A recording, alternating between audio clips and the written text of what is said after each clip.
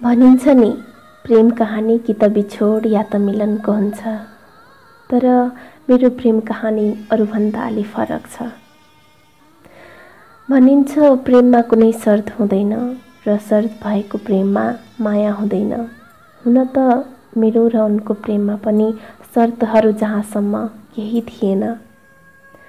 करिब 6 वर्ष पहिलेको कुरा हो जब म कक्षा 12मा पढ्थेँ। उसको जाडो महिना थियो। बाबा र म मेरो नागरिकता बनाउन भनी टिकापुरतर्फ लाग्यौँ। पुसको थुरथुर काप्ने जाडो, त्यसमाथि कुहिरो। कुहिरोमा लुकिएर बसेको बादल एकाएक हिउँदमा झैँ झरिन्।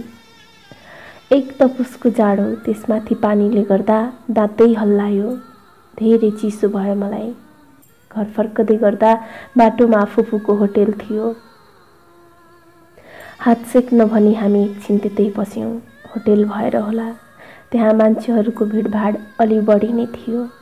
तैपनि जाडोले गर्दा म आगो नजिक गई बसेँ र आफूलाई न्यानो बनाउन आगो तापेँ। सँगै फुपूकी छोरी, मेरी बहिनीहरू पनि थिए। त्यही होटेलको छेउमा एउटा वित्तीय संस्थाको कार्यालय पनि थियो र त्यहाँका कर्मचारीहरू पनि त्यहीँ आगो तापेर बसेका थिए। पानी सकिएपछि हामीलाई फुपूले रोटी सेकेर खान दिनुभयो। हामी रोटी खाँदै थियौँ।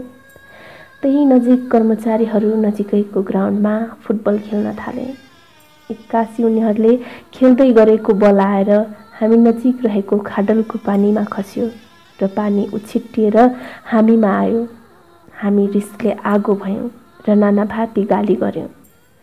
गाली गर्दा गर्दै मेरो मुखबाट प्याच्च ओए 420 का चम्चाहरू भन्ने शब्द निस्किएछ।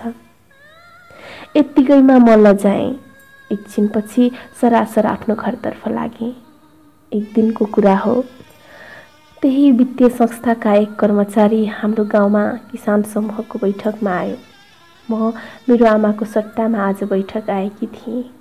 बैठक सकाएर सबै आआफ्नो घरतर्फ लाग्यौँ। अलि पर पुगेपछि कर्मचारीले मलाई हेलो 420 को चम्चावाली भनी जिस्कायो। म त झसङ्ग भएँ।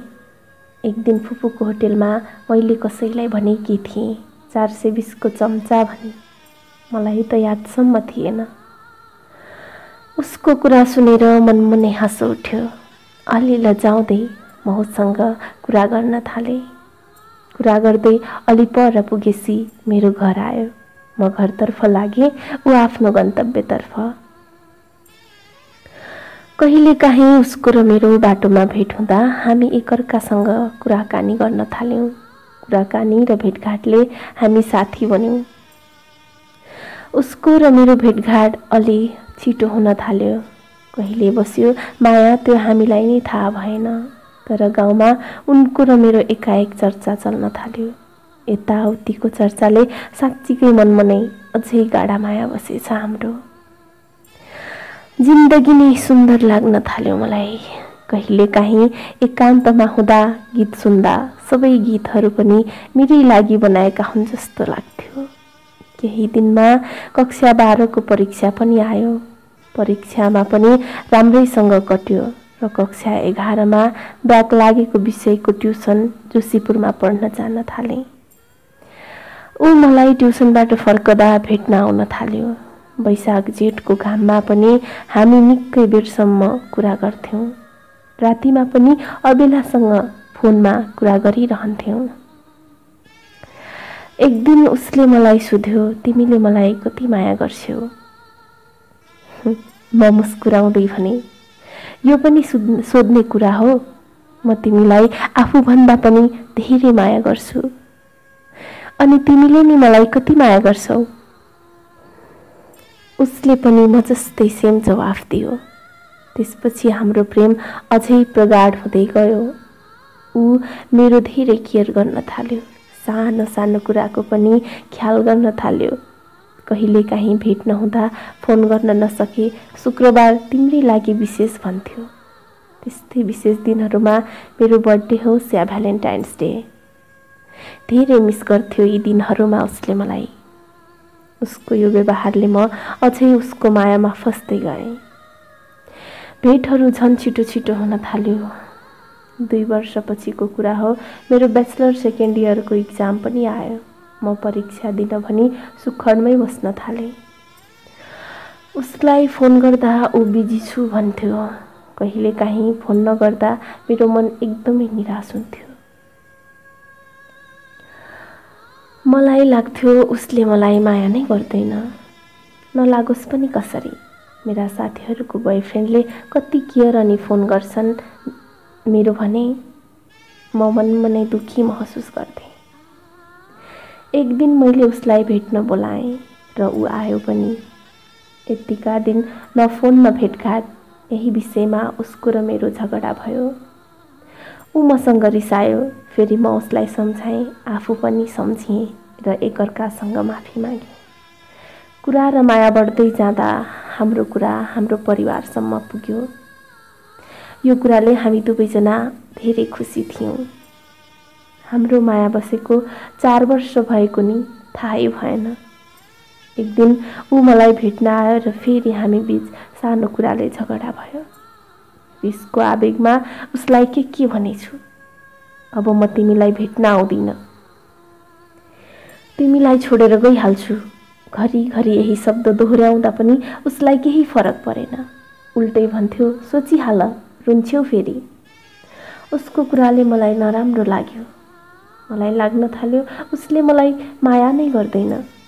फेरि साँच्चै छोडेर जान्छ भन्ने डरमा सरी भने, तर ऊ यो कुरालाई गम्भीर रूपमा लिएछ। ऊ झुरुक्क उठ्यो र त्यहाँबाट गयो।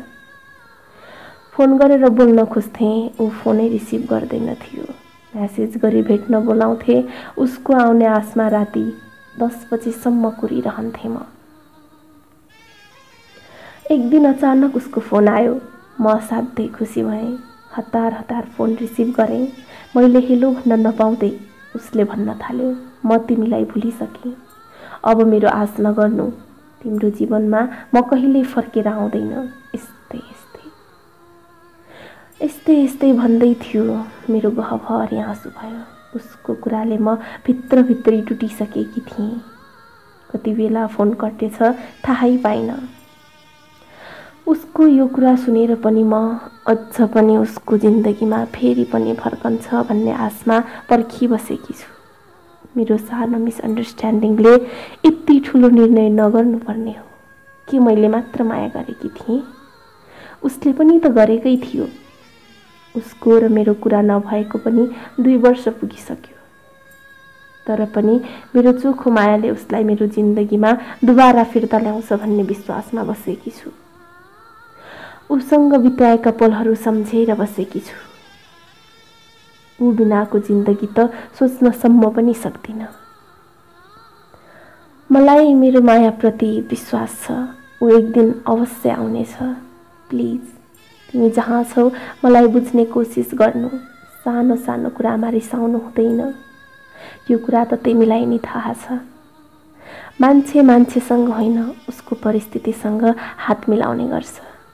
तिमी आफूलाई दोष नदेऊ, आफ्नो परिस्थितिलाई सुधार, जिन्दगी आफै सुध्रिन्छ। म कसलाई सुनाऊ? तिमी त थियौ मलाई बुझिदिने, मेरो कुरा सुनिदिने, अरू कोही छैन अब। धेरै भयो, बाँकी रहेको जिन्दगी म तिमीसँग बिताउन चाहन्छु। तिमी मलाई बुझ्ने कोसिस गर, म तिमीलाई भेट्न चाहन्छु, सिर्फ एक पटक। जसरी भए पनि धेरै ढिलो नगर्नु। जिन्दगीको के भर, आज छु भोलि हुन्छु कि हुँदैन के थाहा। तिमी बिनाको जिन्दगी म जिन्दगी नै भन्दिन। Just I am waiting for you. If I am really a part of your dream, you will come one day in my life. I love you and miss you forever. Please come back.